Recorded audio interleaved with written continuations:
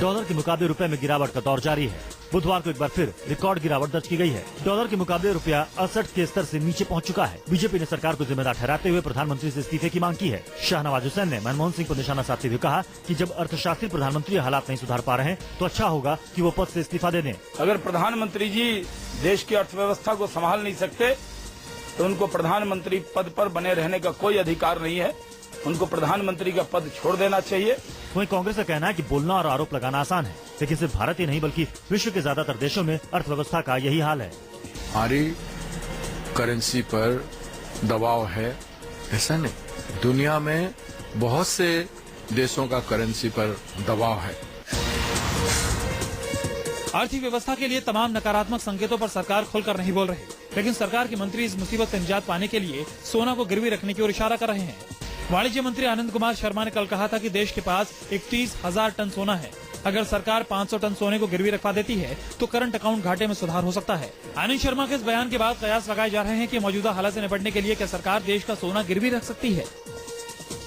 आज 22 साल के बाद आप फिर वापस वही पहुंचे हो 1991 की परिस्थिति में, या हमारा मानना है कि उससे भी गहरे संकट में पहुंचे। सरकार ने नियंत्रण खो दिया है जो अर्थव्यवस्था है उसके ऊपर, और कल हमने लोकसभा में भी यही बात कही। अरे आपको कोई जानकारी है, आपको कोई एक्सपीरियंस है तो आप सुझाव दीजिए कि कैसे इम्प्रूव करे देश हित में, लेकिन सरकार चले जाओ और हमको आने दो। गोवा में कॉलगर्ल्स के साथ रंगरलियां मनाते गिरफ्तार सीतापुर के सेवता के समाजवादी पार्टी के विधायक महेंद्र सिंह के खिलाफ पार्टी ने कारण बताओ नोटिस जारी किया है। महेंद्र सिंह और झीनू बाबू से नोटिस में पूछा गया है कि वो गोवा प्रकरण पर अपनी सफाई में क्या कहना चाहते हैं। पार्टी प्रवक्ता राजेंद्र चौधरी ने कहा कि अगर महेंद्र सिंह दोषी पाए जाते हैं तो उनके खिलाफ कड़ी कार्रवाई की जाएगी। गोवा पुलिस ने एसपी एमएलए समेत 6 लोगों को एक होटल से रेड मारकर रंगे हाथों गिरफ्तार किया है। यूपी में सत्ताधारी पार्टी के विधायक ने गोवा प्रकरण से कांग्रेस को सियासत करने का मौका मिल गया है। कांग्रेस ने महेंद्र सिंह को सलाह दी है कि इस तरह के आरोप लगने के बाद उन्हें इस्तीफा दे देना चाहिए। तो मैं समझती हूँ उनका तो अपने पद से, पार्टी तो छोड़ दीजिए, विधायक के पद से उनका इस्तीफा हो जाना चाहिए। गोवा पुलिस ने यूपी के सीतापुर से समाजवादी पार्टी के विधायक महेंद्र सिंह समेत 6 लोगों को कॉलगर्ल्स के साथ रंगरेलियां मनाते हुए गिरफ्तार किया है। पुलिस ने विधायक और 5 लोगों के ऊपर जिस्म फरोशी के कानून के तहत मामला दर्ज कर लिया है। पुलिस को मिली सूचना के मुताबिक होटल की आड़ में लड़कियों से जिस्म फरोशी का धंधा कराया जा रहा था। पुलिस ने होटल पर छापा मारा तो एसपी विधायक महेंद्र सिंह के साथ 6 लोग मौके से पकड़े गए। पुलिस ने इनके कब्जे से 6 लड़कियों को भी रिहा करवाया है। गोवा पुलिस के हत्या चढ़े 6 लोगों में से 3 उत्तर प्रदेश के और 2 लोग नेपाल के रहने वाले हैं। पुलिस ने जिस्म फरोशी के धंधे से छुड़ाई गई सभी लड़कियों को रिमांड होम में भेज दिया है, जबकि कोर्ट ने इसमें शामिल विधायक समेत 6 लोगों को 7 दिन की पुलिस कस्टडी में भेज दिया है। आंध्र प्रदेश में एक एमएलए को पुलिस ने उसी के भाई की दिन दहाड़े हत्या किए जाने के आरोप में गिरफ्तार किया है। दरअसल महबूब नगर के जेटचरला से विधायक इर्रा शेखर और उनके भाई जगन मोहन दोनों ही अपनी अपनी पत्नियों को एक ही जगह से पंचायत चुनाव का उम्मीदवार बनाना चाहते थे। उम्मीदवारी को लेकर दोनों भाइयों के बीच कहासुनी हो गई। आपसी रंजिश इतनी बढ़ गई कि विधायक ने सरेआम अपने भाई की हत्या कर दी। हत्या के आरोप के बाद से विधायक महोदय फरार हो गए। कोर्ट से अग्रिम जमानत न मिलने के चलते विधायक इर्रा शेखर ने पुलिस में सरेंडर कर दिया। मृतक जगन मोहन की पत्नी के मुताबिक इर्रा शेखर पहले भी उन्हें जान से मारने की धमकी दे चुका है। फिलहाल पुलिस ने विधायक समेत कुल 9 लोगों को आरोपी बनाया है, जिनमें से 4 अभी भी फरार हैं। पिता पर आरोप लगा तो बेटा बौखला गया। विवादित संत आसाराम बाबू के खिलाफ यौन उत्पीड़न के खिलाफ आरोप पर उनके बेटे नारायण साई ने बेहद बेतुका बयान दिया है। पिता की ओर उठ रही उंगली को नीचा करने की गरज से नारायण साई वो बोल गए, जिसे सिर्फ शर्मनाक कहा जा सकता है। साई ने उल्टे पीड़ित बच्ची को ही मानसिक रूप से बीमार करार दे दिया। अभ्यास करती मानसिक अस्वस्थ है। दूसरी ओर राजस्थान के मुख्यमंत्री अशोक गहलोत ने आसाराम के मामले पर पुलिस की जांच को लेकर देश के गृह मंत्री सुशील कुमार शिंदे से मुलाकात की। गहलोत ने कहा कि कानून अपना काम करेगा। मैं बार बार ये कह रहा हूँ, कानून अपना काम करे, उसको काम करने दें। अगर किसी ने गुनाह किया तो सजा मिलनी चाहिए। आसाराम बापू पर बलात्कार का आरोप लगाने वाली नाबालिग लड़की के पिता मीडिया के सामने आए और अपनी बच्ची के साथ हुए यौन उत्पीड़न की सीबीआई से जांच कराने की मांग करते हुए कहा कि आसाराम को फांसी की सजा मिलनी चाहिए। पीड़ित के पिता ने कैमरे के सामने बताया कि दरअसल बाबू के आश्रम से फोन आया था कि उनकी बेटी की तबीयत खराब है।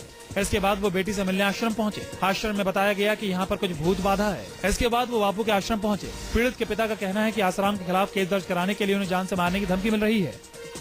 धमकियां मिली थी, बराबर टेलीफोन पर उन्होंने कहा आप ये गलत कर रहे हो, इसके परिणाम आपको भुगतने पड़ेंगे। राज्यसभा ने सुप्रीम कोर्ट के फैसले को पलटते हुए जनप्रतिनिधित्व कानून में संशोधन बिल को पास कर दिया है। जनप्रतिनिधित्व कानून में किए गए संशोधन के बाद अब 2 साल की सजा पाए दागी नेता भी चुनाव लड़ सकेंगे। आपको बता दें कि कुछ दिन पहले सुप्रीम कोर्ट ने ऐतिहासिक फैसला सुनाते हुए 2 साल से ज्यादा की सजा वालों के चुनाव लड़ने पर रोक लगा दी थी। साथ ही ऐसे सांसदों और विधायकों की सदस्यता भी खत्म करने की बात कही थी। सुप्रीम कोर्ट के इस फैसले के लागू होते ही देश के बहुत से विधायकों और सांसदों के भविष्य पर प्रश्न चिन्ह लग गया था। इसे लेकर जनप्रतिनिधित्व कानून में संशोधन की मांग उठी, जिस पर सभी दल सहमत हुए। राज्यसभा में संशोधन बिल के पास होने के बाद अब लोकसभा में इस पर मुहर का इंतजार है। गुजरात में वडोदरा के माधवनगर इलाके में 2 इमारतों के ढह जाने से 9 लोगों की मौत हो गई, जबकि 5 लोगों को रेस्क्यू कर बचा लिया गया। इमारत लगभग 10 से 15 साल पुरानी बताई जा रही है। हादसे में घायल सभी लोगों को पास के एक अस्पताल में भर्ती करा दिया गया है, जहां कई लोगों की हालत गंभीर बताई जा रही है। दरअसल वडोदरा शहरी विकास प्राधिकरण की बनाई इमारत में तकरीबन 13 से 14 परिवार रहते थे। सुबह तकरीबन 4 बजे अचानक ही इमारत भरभरा कर गिर गई, जिससे लोगों को बचने का कोई मौका नहीं मिल पाया। गुजरात के मुख्यमंत्री ने इमारत गिरने के हादसे की जांच के आदेश दे दिए हैं। सवाल है कि क्या इमारत को बनाने में घटिया सामग्री का इस्तेमाल किया गया या इमारत गिरने की कोई और वजह है। मुंबई में फोटो पत्रकार के साथ हुए गैंगरेप में गिरफ्तार किए गए 5 आरोपियों को अपराध की कड़ियों को जोड़ने के लिए शक्ति मिल परिसर में लाया गया। 5 आरोपियों से पुलिस ने हादसे के दिन के घटनाक्रम की जानकारी मांगी। आपको बता दें कि एक अंग्रेजी मैगजीन में इंटर्नशिप कर रही 23 साल के फोटोग्राफर से 22 अगस्त को गैंगरेप किया गया था। सुनसान शक्ति मिल में अपने दोस्त के साथ फोटो खींचने गई युवती से बलात्कार में उसका दोस्त मुख्य गवाह है।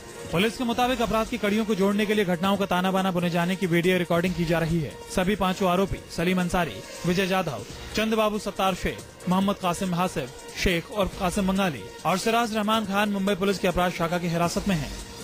ऐसे कोई पीड़ित हो, ऐसे कोई अफेक्टेड हो, जिनके पर यहाँ पे या और कहीं भी मुंबई में ऐसे कोई प्रकार पहले घड़े हो, तो प्लीज आप आइए, सामने आइए। हम आपकी आइडेंटिटी बिल्कुल हम रिवील नहीं करेंगे, जैसे इस केस में भी आइडेंटिटी रिवील नहीं हुई है, और हम डेफिनेटली हम आपकी मदद करेंगे। नरेंद्र मोदी की तारीफ करने में बिहार के ये नेता शायद ये भूल जाते हैं कि मोदी के लिए उनकी पार्टी का स्टैंड क्या है। लालू के साले और कांग्रेस के नेता साधु यादव मोदी के मुरीद हुए तो उन्हें कांग्रेस से निकाल दिया गया। अब जेडीयू के वरिष्ठ नेता कैप्टन जयनारायण निषाद ने मोदी का राग अलापा है। मोदी का असर निषाद के सर चढ़कर बोला। नतीजा ये हुआ कि जेडीयू के बाकी नेताओं ने निषाद के खिलाफ मोर्चा खोल दिया और अली अनवर जैसे नेता ने तो उन्हें अपमान की हद तक जलील करने वाले बयान दे डाले। दूसरी ओर 5 दलों में रह चुके निषाद ने ऐलान किया कि उन्हें नतीजे की कतई चिंता नहीं है। बुढ़ऊ 60 आ गए हैं, 90 साल के उम्र के हो गए हैं, वो तो बराबर इस तरह का करते रहते हैं। वो तो स्थिर चित्त वाले, स्थिर मन वाले आदमी नहीं है। कांग्रेस अध्यक्ष सोनिया गांधी का मोबाइल चोरी हो गया है। मोबाइल चोरी हुए करीब 2 दिन हो चुके हैं, लेकिन अब तक उनके मोबाइल का पता नहीं चल पाया है। एसजीपी मोबाइल की तलाश में जुट गई है, क्योंकि सोनिया गांधी के ब्लैकबेरी फोन में दर्जनों मैसेज और बीबीएम संदेश और ईमेल हो सकते हैं। इनमें से बहुत सारे संदेश संवेदनशील हो सकते हैं। जिसके हाथ में ये मोबाइल होगा वो उसे पढ़ सकता है, इसका गलत इस्तेमाल कर सकता है। 2 दिन पहले संसद में तबीयत बिगड़ने पर सोनिया को एम्स में ले जाया गया था, जहां से रात 1:30 बजे उन्हें छुट्टी दे दी गई थी। इसी बीच सोनिया का मोबाइल कहां और कैसे चोरी हो गया, एसजीपी उसकी जांच में जुटी है। वाराणसी में बीजेपी नेता और सांसद मुरली मनोहर जोशी के लापता होने के इश्तेहार लगे हैं। उन्हें ढूंढने की अपील की जा रही है। इन दिनों समाजवादी पार्टी के कार्यकर्ता घूम घूम कर लोगों को इश्तेहार बांट रहे हैं। दीवार पर इश्तेहार चिपकाया जा रहा है। इनका आरोप है कि जब वाराणसी के लोग बाढ़ से बेहाल हैं, ऐसे समय उनके सांसद को यहाँ आकर उनका दुख दर्द जानने की फुर्सत नहीं है। उन्होंने एक बार भी यहाँ आकर लोगों का हाल जानने की कोशिश नहीं की, इसलिए उनके लापता होने का इश्तेहार लगाया गया है। कि यहाँ के सांसद डॉक्टर मुरली मनोहर जोशी हैं और मुरली मनोहर जोशी में इतनी भी नैतिकता नहीं है कि वो बाढ़ क्षेत्र का दौरा कर सके। इसलिए इनकी तलाश के लिए हम लोग बनारस में जगह जगह फ्लैग और स्टिकर चिपकाने का, लगाने का काम किया। नाव पर सवार और घरों दुकानों के बीच से निकलते लोगों की ये तस्वीरें हैं संगम नगरी इलाहाबाद की। कल तक जहां कॉलोनियों के बीच चौड़ी चौड़ी सड़कों पर कार और दुपहिया वाहन फर्राटे भरकर चलते थे, आज वहां से अपने घरों तक जाने और आने के लिए लोगों को नाव का सहारा लेना पड़ रहा है। पूरे इलाके में 5 से 10 फीट तक पानी जमा है। कल तक जो नाव गंगा नदी में चलती थी, वही आज इनके शहर की गलियों में चल रही है। पूरा इलाका बाढ़ की चपेट में आ चुका है। आलम यह है कि लोग अपने मकान की निचली मंजिल छोड़कर मकान की खुली छत पर रहने को मजबूर हैं, या वो इलाका खाली कर सुरक्षित जगह पर जाने को बेताब हैं। इलाहाबाद के इस इलाके में फंसे लोगों के पास ना तो खाने की कोई सुविधा है और ना ही पीने का पानी। यूपी के बलरामपुर के पचपेड़वा थाने में हिरासत में लिए गए एक युवक की मौत हो गई। मृतक युवक का नाम अशोक कश्यप था, जो कि इलाके में ही चाय की दुकान लगाता था। दरअसल 26 अगस्त को इलाके में ही चाय की दुकान लगाने वाले युवक अशोक की अपने पड़ोसी बब्बन से किसी बात को लेकर कहासुनी हो गई। पड़ोसी ने शिकायत कर मौके पर पुलिस वालों को बुला लिया। पुलिस अशोक को पकड़कर अपने साथ थाने में ले गई। मृतक की पत्नी के मुताबिक थाने में अशोक की जबरदस्त पिटाई की गई, जिससे उसकी मौत हो गई। पुलिस के मुताबिक मृतक की पत्नी की शिकायत पर आरोपी पुलिस वालों के खिलाफ केस दर्ज कर उन्हें सस्पेंड कर दिया गया है। श्याम प्रकाश यादव और दीपक मलिक के विरुद्ध अभियोग पंजीकृत कराया है। हरियाणा के करनाल में शराब के नशे में धुत एक पुलिस अधिकारी ने सरकारी अस्पताल में तैनात डॉक्टर पर सर्विस रिवॉल्वर से गोली चलाकर जान से मारने की कोशिश की। गोली चलाने के बाद आरोपी सब इंस्पेक्टर मौके से फरार हो गया। डॉक्टर के मुताबिक आरोपी सब इंस्पेक्टर का नाम कश्मीरा सिंह है, जो कि अपने रिश्तेदार की गलत मेडिकल रिपोर्ट तैयार करने के लिए डॉक्टर पर दबाव बना रहा था। डॉक्टर के मना करने पर आरोपी सब इंस्पेक्टर ने गोली चला दी। हैंड मौके पर झुकने की वजह से गोली पीछे लगे शीशे में जा लगी। घटना की सारी तस्वीरें डॉक्टर के कमरे में लगे सीसीटीवी कैमरे में कैद हो गई। गोली की आवाज पर वहां मौजूद पुलिसकर्मी मौके पर पहुंच गए। डॉक्टर का आरोप है कि मौके पर आए पुलिसकर्मियों ने आरोपी कश्मीरा सिंह के रिवॉल्वर को लेकर उसे गिरफ्तार करने की बजाय वहां से भगा दिया। मुंबई पुलिस बॉलीवुड के स्टंट डायरेक्टर टीनू वर्मा की तलाश में जुटी है, लेकिन इस फेमस स्टंट डायरेक्टर के गिरबान तक पुलिस के हाथ नहीं पहुंच पा रहे हैं। जाहिर है चोर पुलिस के इस खेल के पीछे किसी का हाथ जरूर है। दरअसल टीनू वर्मा ने अपने भाई मनोहर वर्मा पर तलवार से हमला कर दिया था, जिसकी सीसीटीवी तस्वीरें न्यूज 24 के पास मौजूद हैं। इस हमले में मनोहर वर्मा की जान तो बच गई, लेकिन उन्हें 30 टाके लगाने पड़े हैं। टीनू ने जब मनोहर पर हमला किया तो मनोहर की पत्नी वहां मौजूद थी, यानी सबके सामने टीनू ने मनोहर की जान लेने की कोशिश की। लेकिन मुंबई की तेज तर्रार समझी जाने वाली पुलिस अब तक टीनू को नहीं पकड़ पाई है। Before my husband could react, he hit him on the head and he fell down. Mumbai के पौष इलाके मलाड के इन्फिनिटी मॉल के सामने आज इनोवा सवार 3 लोगों ने एक शख्स को गोलियों से छलनी कर दिया।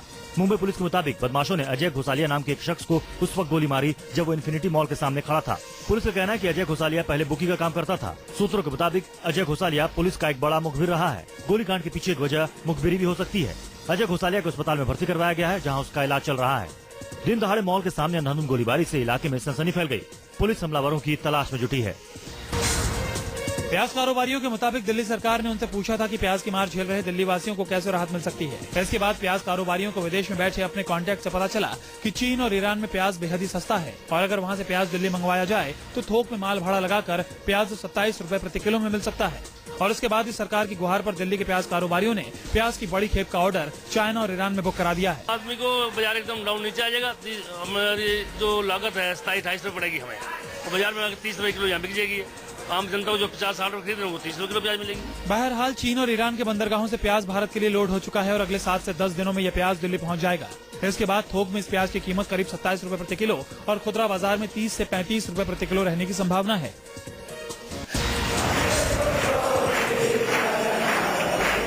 आज भगवान श्री कृष्ण का जन्मदिन है। इस मौके पर मथुरा वृंदावन समेत देश के तमाम मंदिरों में आकर्षक सजावट की गई।